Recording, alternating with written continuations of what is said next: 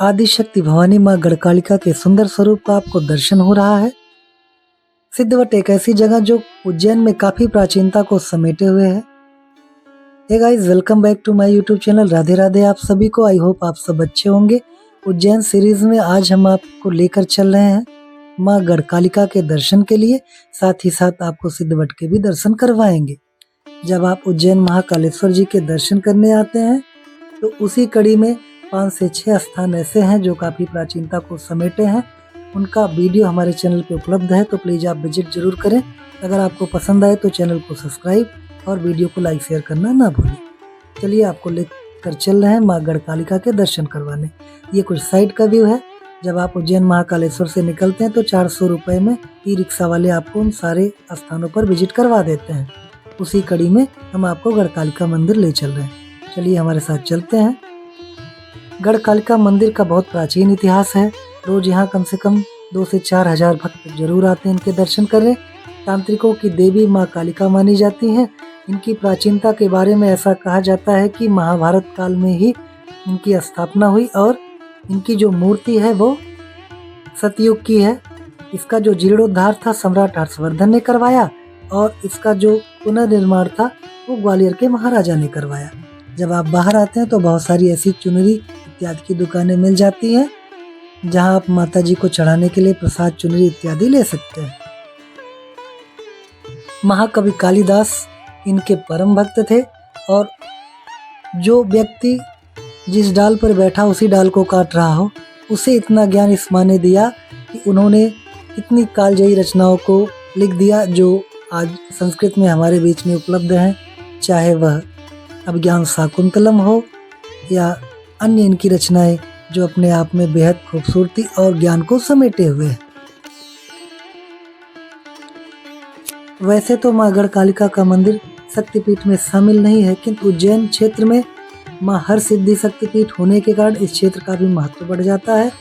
पुराणों में ऐसा उल्लेख मिलता है कि उज्जैन में शिप्रा नदी तट के पास भैरव पर्वत पर माँ भगवती सती के ओष्ठ गिरे थे, इसलिए 2 शक्तिपीठ का यहाँ जिक्र किया जाता है। एक माँ गढ़कालिका और दूसरा हरसिद्धि माता। हरसिद्धि माता में बताते हैं कि माता की कोहनी गिरी थी, इसलिए ये दोनों शक्तिपीठ अपने आप में काफी महत्व रखते हैं। हम माँ गढ़कालिका मंदिर के प्रवेश द्वार पे पहुंच चुके हैं। हमारे साथ आप हमारे वीडियो में बने रहें। आपको हम अभी लेकर चलते हैं उनके दर्शन के लिए।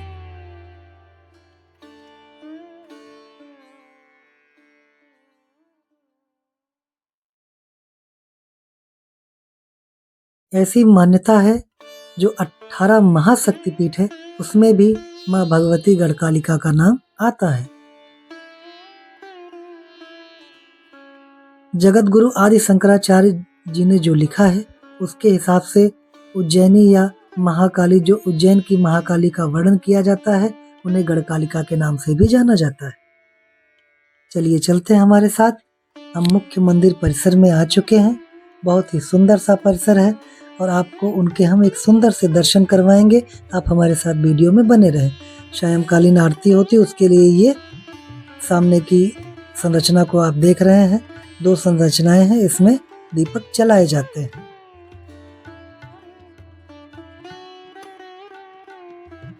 जब आप यहाँ आए तो इनके तिलक, सिंदूर का तिलक अपने माथे पर लगाना बिल्कुल ना भूलें और आप हमारे साथ बने रहें। हमने भी प्रसाद ले लिया और धीरे धीरे माँ गढ़कालिका के दर्शन के लिए आगे बढ़ रहे हैं। बाकी भैरव जी का छोटा सा मंदिर और इस तरह से छोटे छोटे मंदिर और हैं, उनके भी आप दर्शन कर सकते हैं। चलिए चलते हैं माँ गढ़कालिका के दर्शन के लिए। उनके सुंदर स्वरूप को हृदय में बसाने के लिए हमारी जो उत्सुकता है वो बढ़ती जा रही थी। हमें मालूम है कि आपकी भी उत्सुकता बढ़ रही होगी, तो धीरे धीरे हम उनके दर्शन के करीब पहुंच रहे हैं। उनके सुंदर दर्शन आपको हम जरूर करवाएंगे। आप हमारे साथ हमारे वीडियो में बने रहें। धीरे धीरे हम माता जी के दर्शन के लिए आगे बढ़ रहे हैं।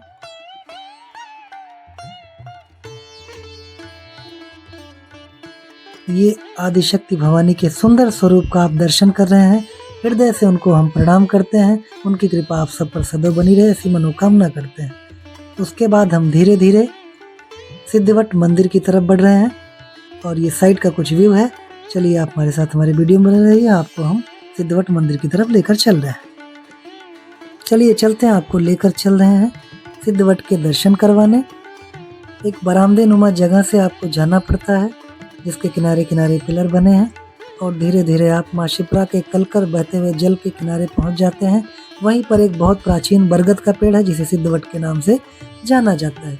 जैसे प्रयाग में अक्षयवट है, नासिक में पंचवट है, वृंदावन में वंशीवट है और गया में अगर आप गए हैं तो गयावट है, उसी तरह उज्जैन में पवित्र सिद्धवट है। बैसाख का जो महीना होता है यहाँ पर एक सुंदर यात्रा होती है। कर्मकांड, मोक्ष कर्म, पिंडदान, अंत्येष्ट के लिए प्रमुख स्थान माना जाता है।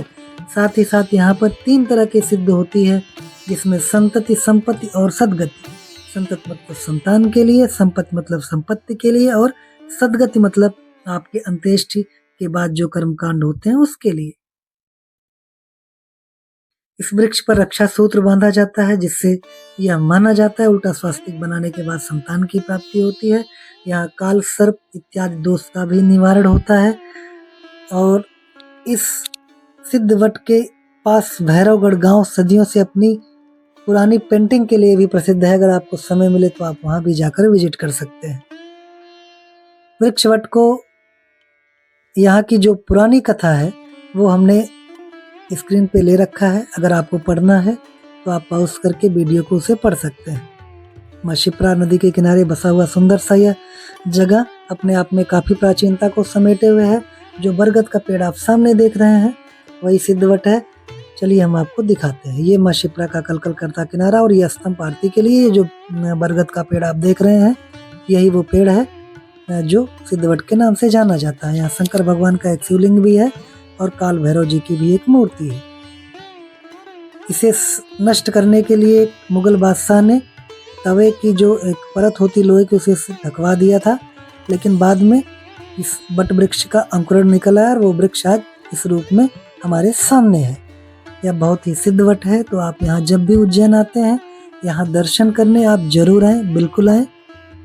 और बड़ा ही सुंदर और मनोहारी दृश्य आपको यहाँ देखने को मिलेगा। साथ ही साथ एक अजीब सा सुकून आपको यहाँ दिखाई देगा। आपने उज्जैन सीरीज में आज माँ गढ़कालिका का दर्शन किया, साथ ही साथ सिद्धवट को देखा। अपना और अपनों का आप ख्याल रखें, खुश रहें, मस्त रहें, मुस्कुराते रहें। मिलते हैं अगले वीडियो में उज्जैन सीरीज में। तब तक के लिए आप सभी से राधे राधे। जय काल भैरव जी।